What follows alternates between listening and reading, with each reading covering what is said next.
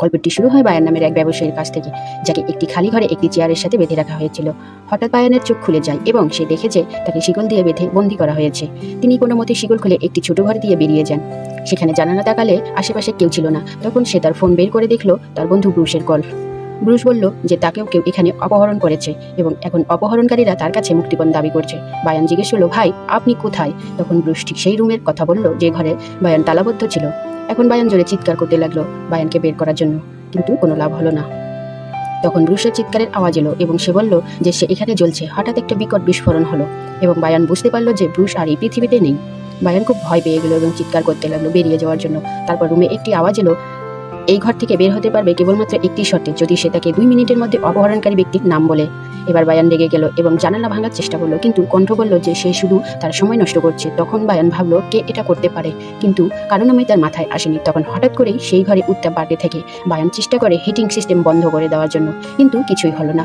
আর কোনো উপায় ছিল না, তাই বায়ান সেই ভয়েসের সাথে কথা বলার চেষ্টা করলো। কণ্ঠটি বায়ানকে বলল যে এই ঘরের তাপমাত্রা প্রতি 5 মিনিটে 3 ডিগ্রি বাড়বে, যার মানে হলো বেঁচে থাকার আর বেশি ঘন্টা বাকি নেই তোমার। তারপর সে বায়ানকে $1 মিলিয়ন মুক্তিপণ দিতে বলল, নইলে এই ঘরটি গরম হতে থাকবে।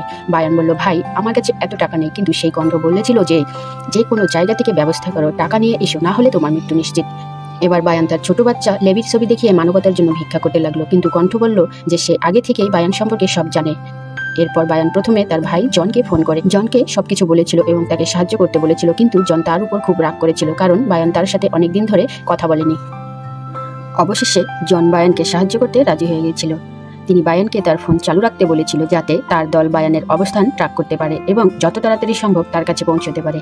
এরপরে রুমের একটি কণ্ঠে বায়ানকে জিজ্ঞাসা করেছিল যে তুমি যার সঙ্গে ফোনে কথা বলে সে কি তোমাকে বাইর করতে পারবে?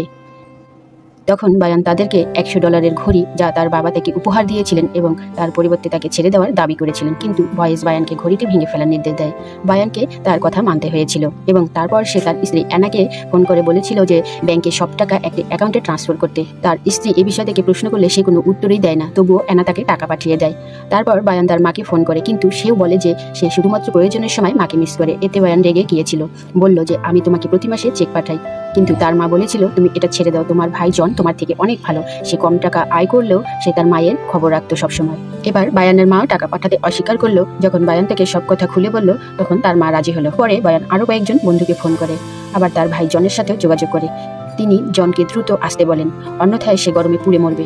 জন বলল যে সে লোকেশনে পৌঁছাচ্ছে, কিন্তু বায়ান দেখতে পেল তার ফোনের সিগন্যাল আসল অবস্থানের পরিবর্তে অন্য অবস্থান দেখাচ্ছিল। তারপর বায়ান আনাকে ফোন করে এবং আনাকে বলে যে কেউ বাড়িতে হামলা করেছে কিনা এবং সম্ভবত তারা তাকেও অপহরণ করবে। বায়ান তাকে ঘরে তালাবদ্ধ হয়ে থাকতে বলে, কিন্তু তখন ফুটন্ত পানির ফোয়ারা ছিল বায়ানের উপর। বায়ান যন্ত্রণায় করুণা ভিক্ষা করে বললেন যে তিনি টাকার ব্যবস্থা করবেন। এরপর পানি বন্ধ হয়ে যায়। বায়ান একে একে তার সব বন্ধুদের ডাকতে শুরু করে।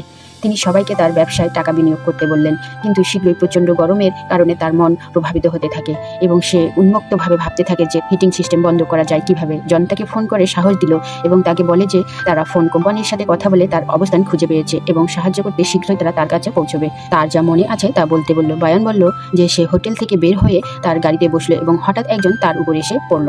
তারপর বায়ানের কাছে তার বন্ধুর কল এসেছিল যে তার ব্যবসায় $100 বিনিয়োগ করতে চায়। বায়ান সাথে সাথে তার কাছ থেকে টাকা নিয়ে অপহরণকারীর দেওয়া অ্যাকাউন্টে পাঠিয়ে দেয় এবং তাকে হিটিং সিস্টেম বন্ধ করতে বলে, কিন্তু ভয়েস তাকে বলে মুক্তিপণ শুধুমাত্র তার নিজের টাকা দিয়ে দিতে হবে। আসলে অপহরণকারী জানতো যে বায়ানের নিজের $4 মিলিয়ন আছে, কিন্তু তার নিজের টাকা দেওয়ার পরিবর্তে সে অন্য লোকের কাছে টাকা চেয়েছিল, সে কারণে সে নিতে অস্বীকার করেছিল। এখন বায়ান আরেকটি মুক্তিপণের জন্য আবেদন করেছে।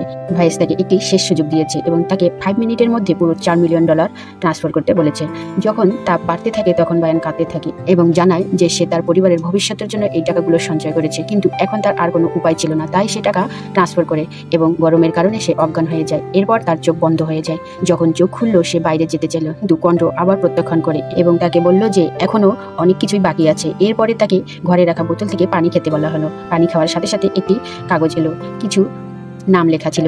এই লোকগুলোর সাথে তার সম্পর্ক কি? বলতে লাগলো অ্যানা তার স্ত্রী আর লেরি তার ছেলে। ভ্যালেরি আর গ্রেস তার বাবা মা, কিন্তু লেসলির নাম এলে বায়ান থেমে যায়।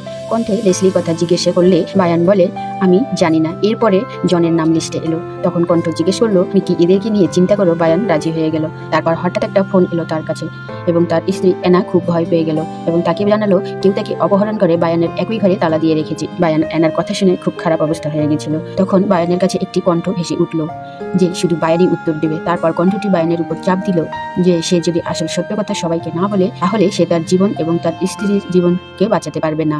বায়ান শুরু করলো যে আমার নাম বায়ান। তারপর কণ্ঠ জিজ্ঞেস করলো, সে কি তোমার একমাত্র নাম? বায়ান বলল, হ্যাঁ। একথা বলে হঠাৎ হিটিং সিস্টেম আবারও কাজ করতে শুরু করে দেয়। তারপর সে প্রকাশ করে যে আজ পর্যন্ত সে বিভিন্ন নাম পরিবর্তন করে লোকদের বোকা বানিয়ে তার ব্যবসায় বিনিয়োগ করেছে। এরপর রুমে একটি বক্স রাখা হলো। এটা খুলতে হলো। বায়ান সেটা খুললো এবং সেখানে একটা মানুষের কাটা আঙ্গুল ছিল যার গায়ে একটা বিশেষ আংটি ছিল। ঠিক তখনই একটি মেয়ের কণ্ঠস্বর শোনা গেল এবং সে বুঝতে পারলো যে এটি লেলসি। লেলসি বলল যে এই লোকেরা আমার আঙ্গুল কেটে দিয়েছে। এবার কণ্ঠটি বায়ানের উপর চাপ সৃষ্টি করে এবং লেলসি তাকে পুরো সত্য বলতে বলল। অবশেষে বায়ান প্রকাশ করলেন যে তিনি লেলসিকে বিয়ে করেছেন শুধুমাত্র টাকার জন্য। বায়ান অ্যানাকে বলল যে সে শুধুমাত্র অ্যানা এবং তার ছেলেকে ভালোবাসে, কিন্তু অ্যানা সাড়া দেয়নি। তারপর জন তাকে ডেকে বলল যে সে তাকে কিছুক্ষণের মধ্যে বাঁচাতে আসছে, কিন্তু বায়ান বলল যে এখন আর কোনো লাভ নেই এবং সে ফোন কেটে দিল। তারপর কণ্ঠ তাকে বক্স থেকে বন্দুক বের করতে বলল। এখন শর্ত ছিল সে গুলি করলে অ্যানাকে ছেড়ে দেওয়া হবে। বায়ান বন্দুক তুলে তার মাথায় রাখলো এবং হঠাৎ ট্রিগারে চাপ দিল, কিন্তু গুলি চলেনি। যার মানে হলো বন্দুকটি সম্পূর্ণভাবে খালি ছিল। এইসব খালি দেখে বায়ান ফুপিয়ে ফুপিয়ে কাঁদতে থাকে এবং হঠাৎ দরজা খুলে যায়। বায়ান বাইরে এসে দেখে যে জন এখানে উপস্থিত ছিল এবং তারপরে জানা যায় যে এটি কোনো অপহরণকারীর কাজ নয়, বরং জনই এইসবের পিছনে ছিল। জন বায়ানকে জিজ্ঞাসা করেছিল যে সে শেষ কবে তার সাথে কথা বলেছিল। বায়ানের কিছুই মনে নেই। এরপর জন তাকে জানান যে একবার তিনি বায়ানের কাছে ঋণ চেয়েছিলেন, কিন্তু বায়ান কারণ না জিজ্ঞেস করে তা প্রত্যাখ্যান করেছিল। বাস্তবতা হলো জনের এই টাকা তার ছেলে অ্যাডামের ক্যান্সারের চিকিৎসার জন্য দরকার ছিল। বায়ান বলেছিল যে সে জানতো না ভাই। জন এই সম্পর্কে বায়ানের সমস্ত মিথ্যাকে সত্য বলে বিশ্বাস করতে থাকে, কিন্তু যখন সে জানালো যে বায়ান এত টাকা লুকিয়েছে, এমনকি টাকার জন্য লেলসিকে বিয়েও করেছে, তখন সে বিশ্বাস করতে পারেনি বায়ান এত বড় ভণ্ড। এখন বায়ান জনকে ব্রুস এবং অ্যানাকে হত্যা করার জন্য অভিযুক্ত করেন। তারপর জন প্রকাশ করে যে এই পরিকল্পনার পিছনে তিনি ছিলেন। একই সময় অ্যানা এবং লেলসিও বেরিয়ে আসেন এবং বায়ানকে প্রতারণার অভিযোগে অভিযুক্ত করেন। অ্যানা তাকে জিজ্ঞাসা করেন যে তিনি তাকে সত্যিই ভালোবাসেন কিনা। বায়ান কেঁদে বললেন, আমি শুধু তোমাকেই ভালোবাসি। হঠাৎ লেলসি অ্যানাকে গুলি করে এবং বেচারা অ্যানা মারা যায়। তারপর লেলসি বায়ানের পাঠানোর সমস্ত টাকা তার ব্যাংকে ট্রান্সফার করার চেষ্টা করেছিল, কিন্তু তাতে কোনো টাকাই ছিল না। হঠাৎ জন লেলসিকে গুলি করে এবং বায়ানকে জিজ্ঞাসা করলেন কি হচ্ছে। বায়ান জানালো যে সে ইতিমধ্যেই জেনে গেছে জন সবাই মিলে তাকে কিডন্যাপ করেছে। এই মুভিতে আর কত টুইস্ট থাকবে। অ্যানা যখন তাকে ডেকে বলল যে সেও কিডন্যাপ হতে চলেছে, সেখানে বায়ান তাকে তার অপহরণ সম্পর্কে কিছুই জানায়নি। পরে কণ্ঠস্বর তাকে তার বাবার ঘড়ি ভাঙতে বলল এবং বায়ান তখনই বুঝতে পেরেছিল যে এটি জন ছিল, কারণ জন তাকে খুব ঈর্ষা করেছিল। এবং অবশেষে যখন তাকে লেলসির আঙ্গুল দেখানো হয়েছিল, তখন সে অবিলম্বে বুঝতে পেরেছিল যে এটি একটি নকল আঙ্গুল।